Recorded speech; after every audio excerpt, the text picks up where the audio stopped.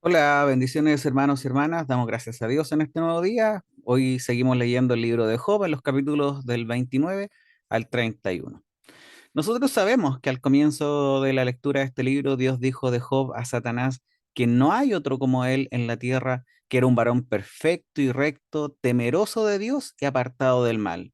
No lo dijo solo una vez, sino que lo dijo dos veces. Y hoy pareciera que Job en su discurso, en estos capítulos, nos estuviera explicando por qué Dios decía esto sobre él. En los capítulos 29 al 31, Job continúa siendo el orador.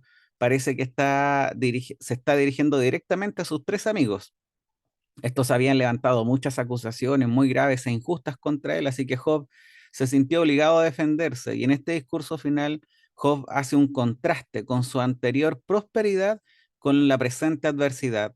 Y de nuevo defiende su inocencia contra los varios crímenes y pecados de los que se le acusa. Sin embargo, en estos discursos al mismo tiempo nos está contando qué era lo que hacía Job para que Dios finalmente definiera por qué no había otro varón como él en la tierra. Hoy día veremos la moralidad de Job en un extenso detalle y podríamos decir que es muy neotestamentaria, por llamarlo de alguna forma. A lo que voy con esto es que cubre muchas de las enseñanzas que sí nos da nuestro Señor Jesucristo cuando vino a la tierra y las vemos hechas finalmente en las obras de Job.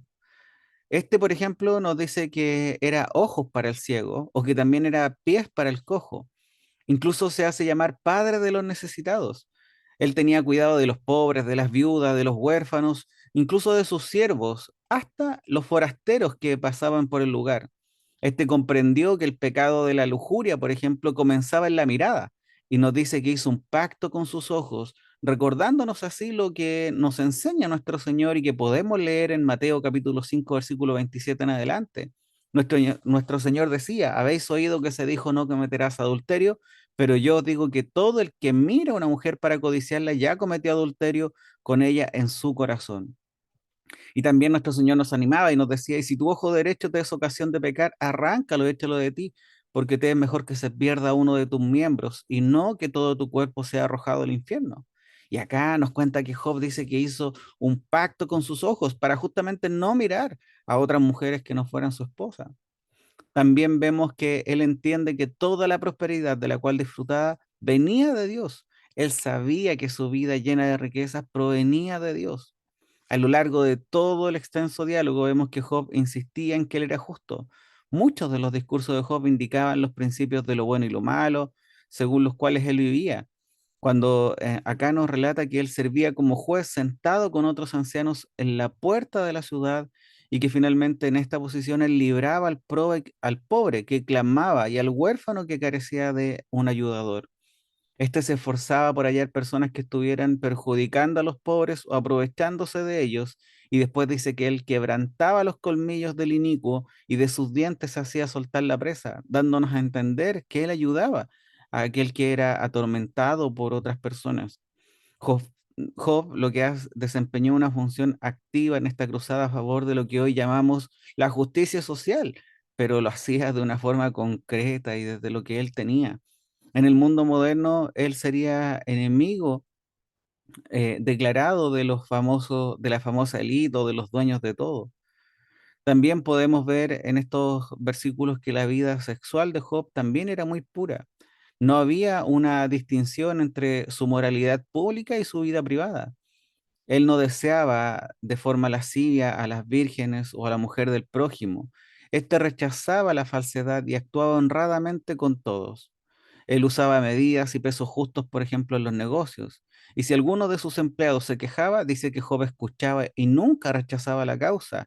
¿Se imagina usted eso el día de hoy en nuestras empresas? Job mencionaba que si un pobre tenía alguna necesidad, si había extranjeros con hambre, si alguien estaba muriendo de frío, Job los atendía a todos. Aún siendo rico, este evitaba las apariencias y los problemas del materialismo. ¿Por qué? Porque ponía su confianza en Dios. Nos dice expresamente que jamás puso su confianza en las riquezas. Este evitaba incluso alegrarse por su riqueza con miedo de que se confundiera esa actitud con una persona orgullosa. Dice que nunca fue falso con Dios hasta el punto de poner sus bienes por encima del Señor. Eso jamás pasó. Siempre puso al Señor por delante de sus bienes. Puso al Señor dando gracias por todos sus bienes. Job era ante los ojos de Dios un varón perfecto y recto, temeroso de Dios y apartado del mal. Sin embargo, era a ese hombre al que al parecer estaba dirigido el juicio divino. Job no era un hombre malo que sufría en las manos de Dios. Él era bueno, era justo según todo lo que hacía y porque Dios lo había declarado así. Así que estamos frente a un misterio. Job y sus amigos se vieron obligados a examinar el fundamento de su fe y lo que pensaban de Dios en medio de la historia de Job. Por eso, hoy día, hermanos y hermanas, creo que tenemos que tener siempre en perspectiva que nuestros pensamientos no son los pensamientos de Dios y que sus planes son perfectos e inalterables. Sus pensamientos son más altos que los nuestros, por lo tanto, están por sobre los nuestros, son más perfectos que los nuestros. También debemos recordar que a los que aman a Dios, todas las cosas son para bien. Así que el tener estas ideas en mente nos ayudarán a perseverar en momentos de dificultad o de adversidad. Hoy espero que estos capítulos también te inviten a meditar en lo que estás haciendo.